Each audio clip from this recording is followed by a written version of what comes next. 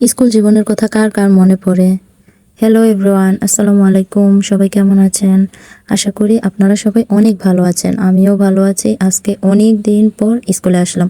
এই ভিডিওটা কিন্তু আগের, তবে আমি আজকের বলেই চালিয়ে দিলাম।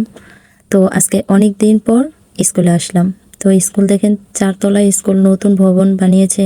মাকুহাটি জিসি উচ্চ বিদ্যালয় আগে ছিল নাম, আর এখন হলো মাকুহাটি গুরুচরণ উচ্চ বিদ্যালয়।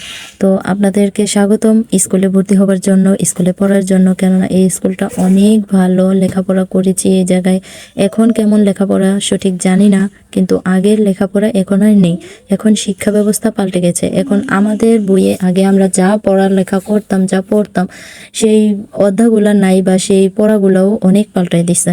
তো এখন মোবাইলের যুগ, আর আমাদের সময় স্মার্টফোন ছিল না। তো এখন স্মার্টফোনের যুগ।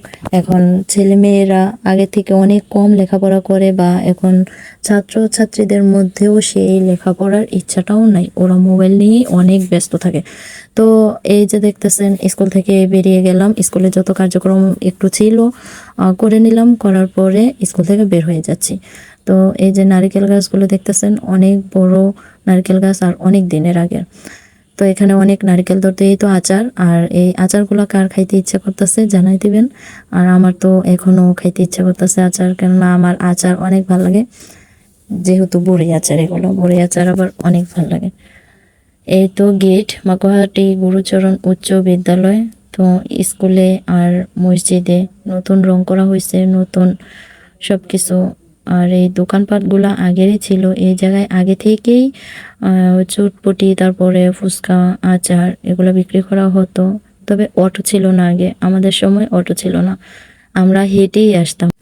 অনেক দিন পর স্কুলে এসে আমার অনেক ভালো লাগছে। শুধু একটা কথাই বারে বারে ভাবছি, যেন এই পথটা, এই স্কুলটা, ওই ক্লাসরুমটা এত পরিচিত, মনে হয় যেন কালকেও আমি পরিচিতই ছিলাম। অনেকদিন আগে গেছি এটা মনে হয় না।